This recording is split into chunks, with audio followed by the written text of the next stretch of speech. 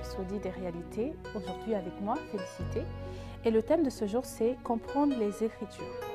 Donc le verset d'ouverture est tiré de Luc 24, verset 45, qui nous dit « Alors il leur ouvrit l'esprit afin qu'ils comprissent les Écritures. » Plus loin, Pasteur Chris nous dit « Beaucoup lisent la Bible mais ne comprennent pas le message des Écritures.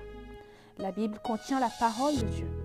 C'est le témoignage de Dieu sur ce qu'il a dit, ce que les hommes ont dit, ce que les démons ont dit, ce que les anges ont dit et ce que Jésus a dit. Cela signifie que tout ce qui est contenu doit être compris en fonction de qui parle et quel est le contexte de leurs paroles ou de leurs écrits et ce que cela implique.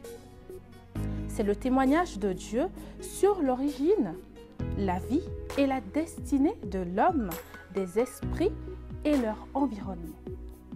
Par exemple, dans l'étude de la Bible sur l'Église primitive dans le Nouveau Testament, il est important d'identifier la période de croissance qu'a traversée l'Église primitive.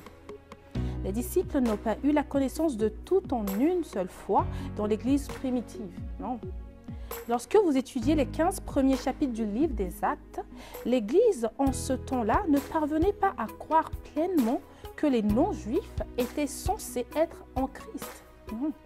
C'est dans le 15e chapitre qu'ils eurent un débat très sérieux.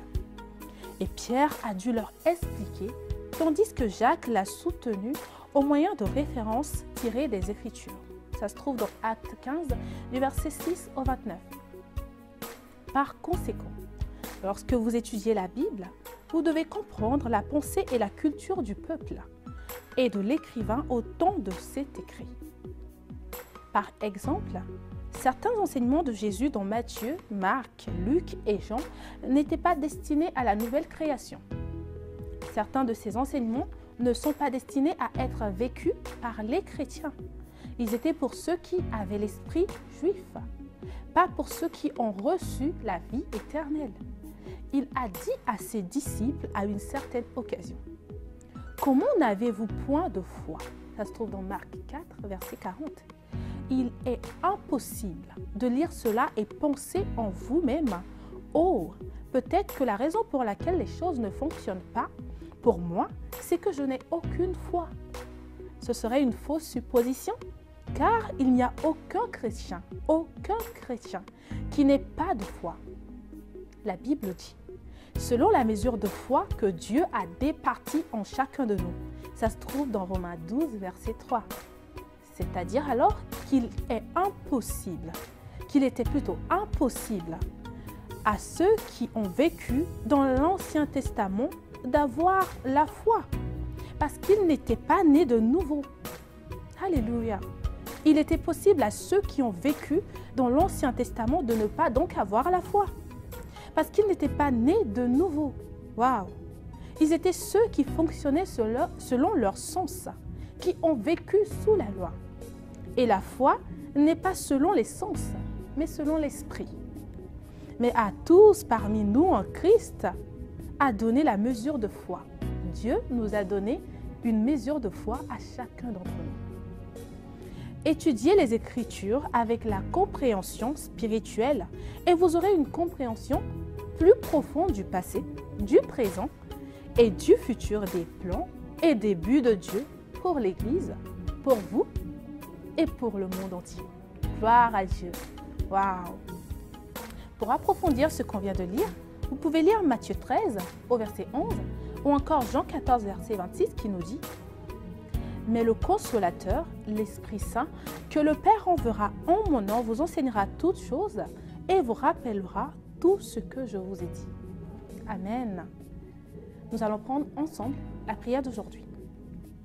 Cher Père, je te remercie de m'accorder une compréhension des Écritures et de me rendre sage à salut par la foi en Jésus-Christ.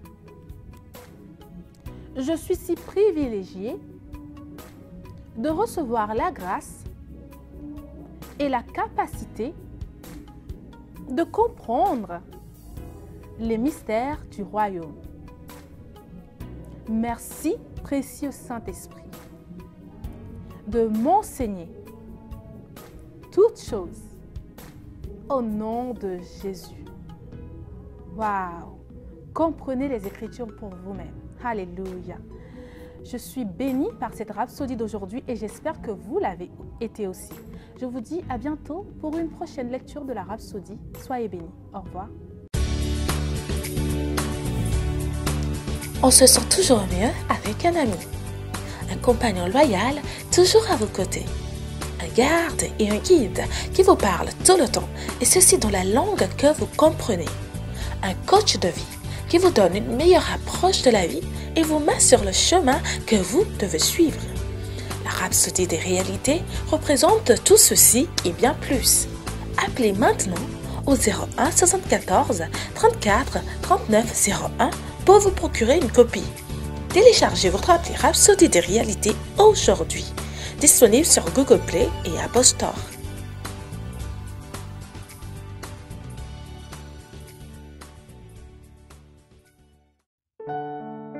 Nous espérons que vous avez été bénis par le message du jour.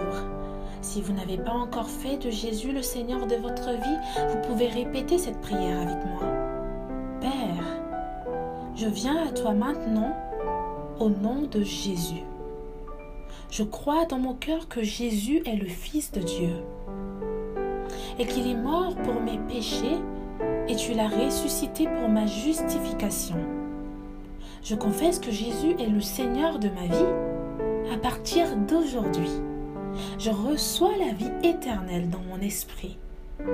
Je suis né de nouveau. Je suis désormais un enfant de Dieu et Christ vit en moi. Merci Père d'avoir fait de moi ton enfant. Alléluia. Si vous avez fait cette prière avec moi, sachez que vous êtes désormais un enfant de Dieu et Dieu est votre Père. Ne vous arrêtez pas là. Rejoignez une église Christ-Embassy où vous pouvez adorer le Seigneur et grandir dans sa parole. Que Dieu vous bénisse.